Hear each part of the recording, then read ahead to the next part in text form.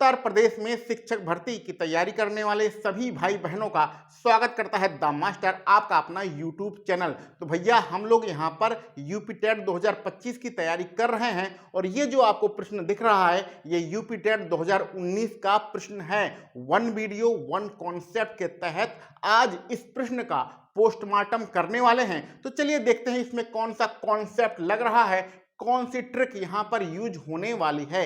यह प्रश्न आप 10 से 15 सेकंड के अंदर कर सकते हैं, लेकिन जब आपको कॉन्सेप्ट पता होगा तो सारी चीजें यहां पर आपको क्लियर हो जाएंगी। चलिए प्रश्न को हम लोग पढ़ते हैं। देखो भैया प्रश्न में लिखा गया है कि आपको एक बहुभुज है, उसमें भुजाओं की संख्या कितनी होगी यह निकालना है। और दिया गया है क्या प्रश्न में, आपके जो अंतः कोण है और जो बाह्य कोण है उसका अंतर दिया गया है। यानी कि अंतः कोण में से अगर हम बाह्य कोण घटाएंगे तो हमें 60 अंश ये मिलता है, ये हमें दिया गया है। यहां पर हमने अंतः कोण को a माना है, बाह्य कोण को b माना है, तो a माइनस b की वैल्यू 60 अंश है, यह हमें पता है। अब यहां पर पहला कॉन्सेप्ट यूज होगा।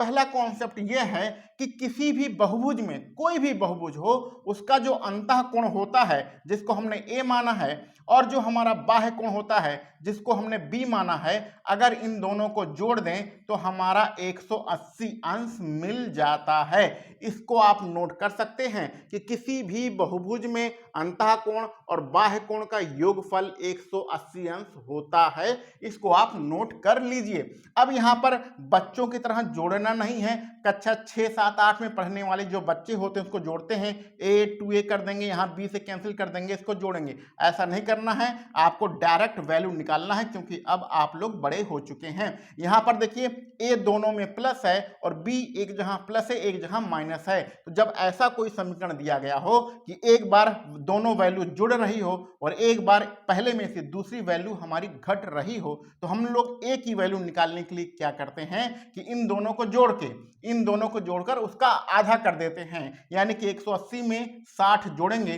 तो 240 आएगा और उसका आधा करेंगे तो 120 अंश हो जाएगा। ऐसे आपको डायरेक्ट निकालना है।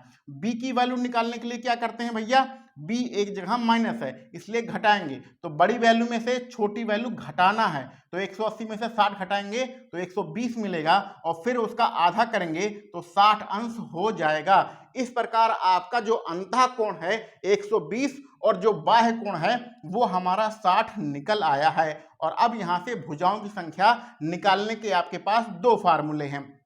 अगर भुजाओं की संख्या बाह्य कोण से निकालना है तो ये 360 बटे n, n यहाँ पर भुजाओं की संख्या है, इसको अप्लाई करेंगे। अगर अंतः कोण से निकालना है तो n माइनस 2 मल्टीप्लाई बाई 180 और डिवाइड बाई n, ये n जहाँ भुजाओं की संख्या है इससे निकालेंगे।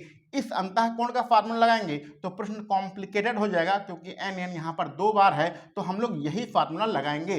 तो यहाँ पर आपने तीन चीजें आपने सीखा है, बाह्य कोण का फार्मूला सीखा, अंतः कोण का फार्मूला सीखा और दोनों अंतः कोण और बाह्य कोण का योगफल 180 होता है, यह सीखा है। इसी फार्मूले के हमें लगाना है, इसकी हमें जरूरत नहीं है, ये सिर्फ बताने के लिए आपको यहाँ पर लिखा गया है। तो ये फार्मूला हम लोग यूज करेंगे। इसमें n का त्रिक गुणा करेंगे, यहाँ इसको यहाँ पहुंचाएंगे और बाह्य कोण को यहाँ इसके नीचे पहुंचाएंगे। तो n की यहाँ पर हम डायरेक्ट वैल्यू निकालते हैं। ऊपर क्या लिखा है, 360 लिखा है और आपके बाह्य कोण जिसको हमने b माना था और b की वैल्यू कितनी है, 60 है।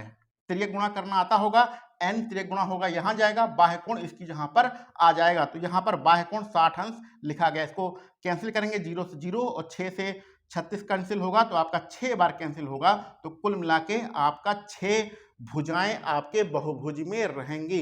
तो ये जो प्रश्न है जिसमें भुजाओं की संख्या निकालना है, तो यहाँ पर n की वैल्यू 6 आ रही है, आपका जो आंसर होगा वो बहुभुज में भुजाओं की संख्या 6 होगा। तो इस प्रश्न के तहत आपने 3 कॉन्सेप्ट सीखे हैं, उन तीनों कॉन्सेप्ट को कॉपी में नोट कर लीजिए। आगे जो भी प्रश्न आप सॉल्व करेंगे वो आपको इसी कॉन्सेप्ट से बहुत सारे प्रश्न सॉल्व हो जाएंगे और इसी प्रकार के आप जो गणित की वीडियो है उसको देखने के लिए इस YouTube चैनल को सब्सक्राइब कर लीजिए। हम लोग रोज सुबह 10 बजे मिलेंगे। वन वीडियो वन कॉन्सेप्ट के तहत रोज आपको एक नया कॉन्सेप्ट सिखाया जाएगा और ऐसे ही प्रश्न आपके आगामी यूपी टेट की परीक्षा में आने वाले हैं। चलिए मिलते हैं अगले वीडियो लेक्चर में। आप सभी लोगों को वीडियो देखने के लिए बहुत बहुत धन्यवाद।